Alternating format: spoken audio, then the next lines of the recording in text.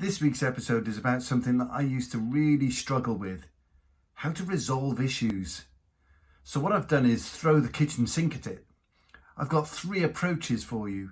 I've got a 6-step strategy, and I've got a 4-step process, so you can't possibly go wrong. Let's get started.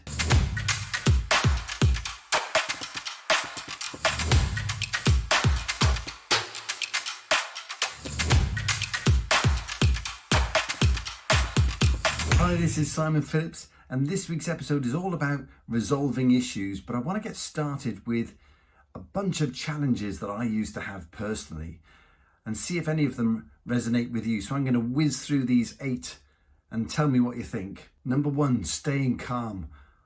I used to get really anxious. I would struggle, my voice would quiver, and I'd really have a challenge keeping hold of my emotions, and I would burst out with the issues as I saw them. Number 2, avoiding tears.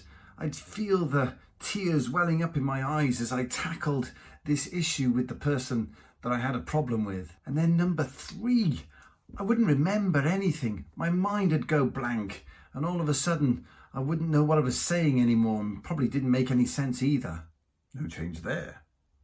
Number 4, I'd have a problem not making it personal, not basically attacking the person that was causing an issue for me. And that brings us to number 5. I used to take everything personally. If there was an issue, it was an issue that I interpreted to be wrong with me. Number 6, I feared loss. I feared maybe a loss of a friendship or a loss of a relationship or just a loss in connection. Number 7, I feared appearing weak, like the other person would sense some problem, some flaw in my logic, and it would break me apart immediately. And number 8, I would fear looking aggressive when really all I wanted to do was solve the problem. So you see, we can all make so much more of this than it needs to be, but you can also see how people can get tied up in knots just trying to solve these problems. And then I came across these 3 approaches which transformed the way I thought about issue resolution. And those 3 approaches are: you can either accept it, you can adapt it, or you can abandon it. So what's that all about? Well, we can accept it if possible.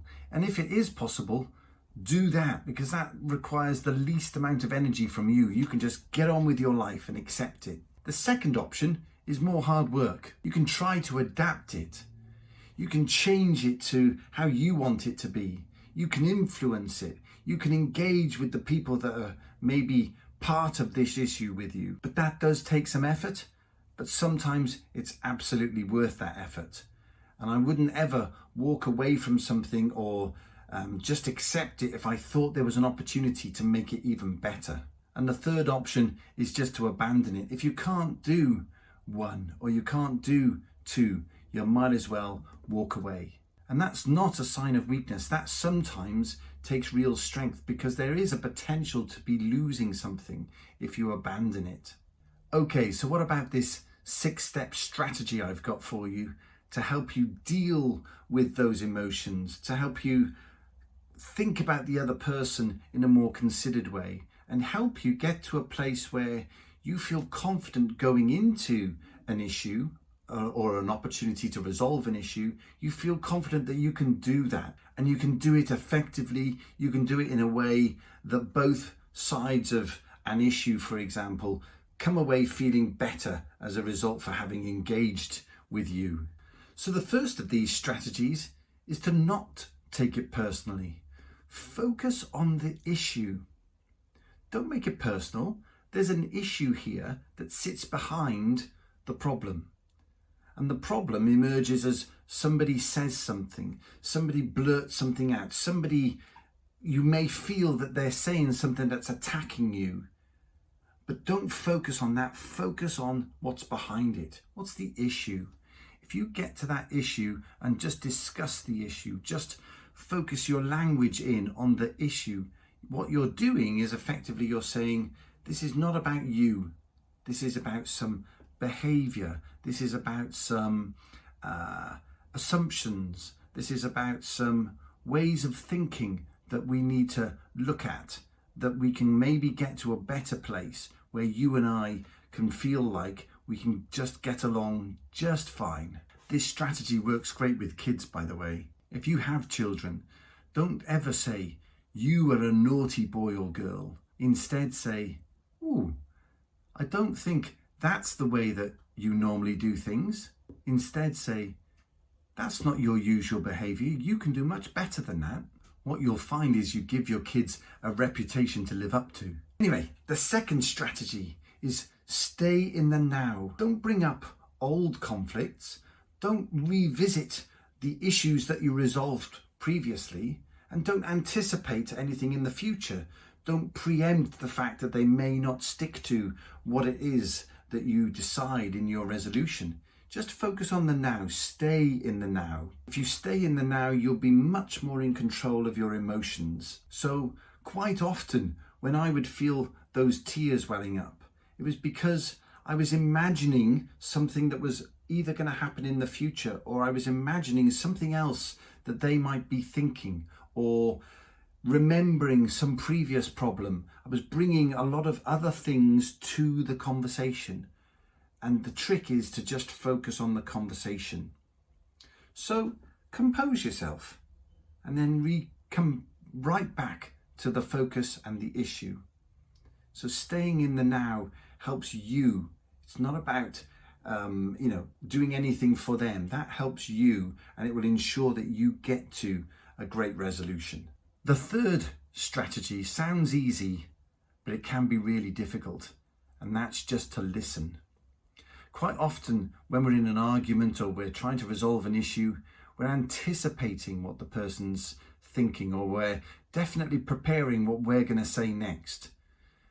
So if we're remembering to stay in the now, as I just said, in this case, we can actually just listen to what they're saying, because that's where the clues will emerge. That's where the opportunities for resolving this issue will come from. They may just say something that gives you an insight as to how this can be solved. So listening is critical. The fourth strategy is to empathize. Empathy is really just trying your hardest to put yourself in their shoes. Why are they seeing things the way they are? What's led to their perceptions? Get curious, ask them questions. Try to really understand where they're coming from. As a result of doing that, it will open your mind to new opportunities, new solutions that you won't have thought of. So empathizing is a great strategy. It works on another level too. What it's saying to the person that you're talking to is that you respect them, and you respect the fact that they may have a different view to you. And you're not here to necessarily change their mind. You're here to find maybe a third way.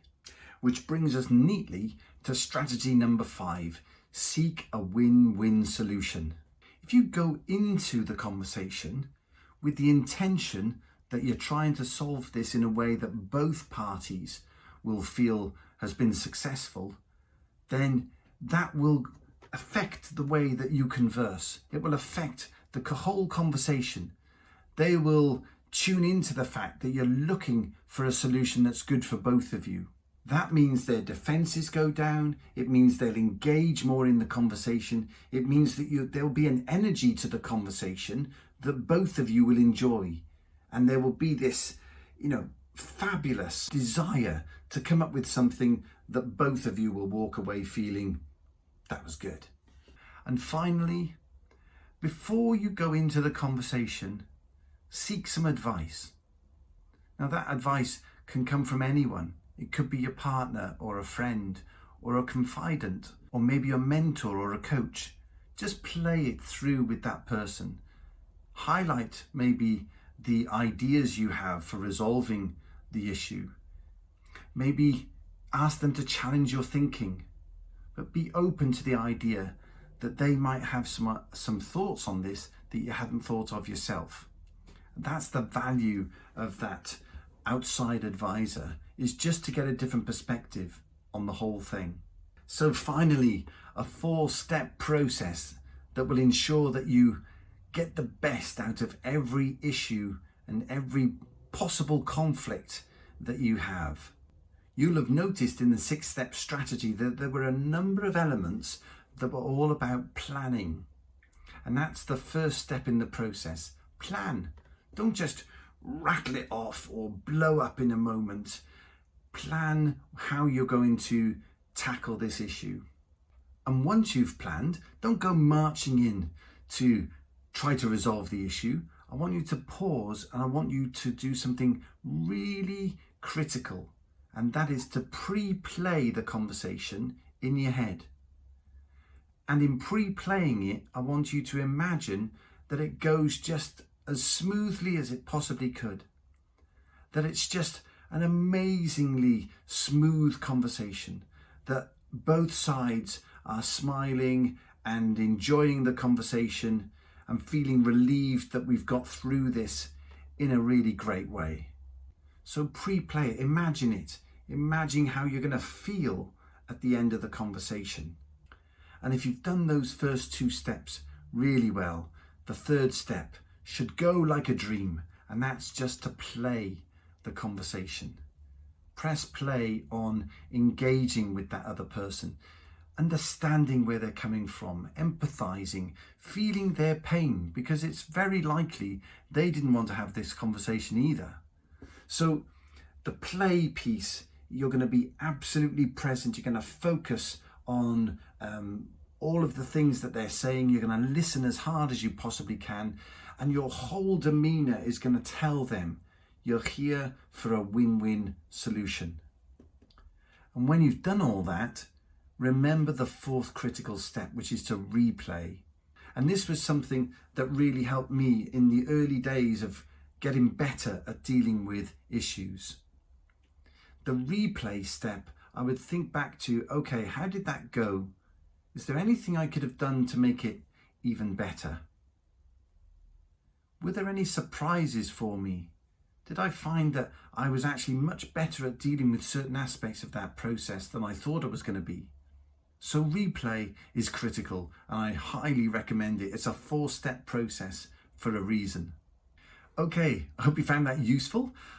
Like if you enjoyed it, share it with your friends, and remember to subscribe. I'll be back here every week, and if you subscribe, you'll get a notification if you ring that bell, and I'll be back with you next week with some more thoughts, insights, ideas, and inspiration to help you make all the changes in your life that you're dreaming of. Have a great week.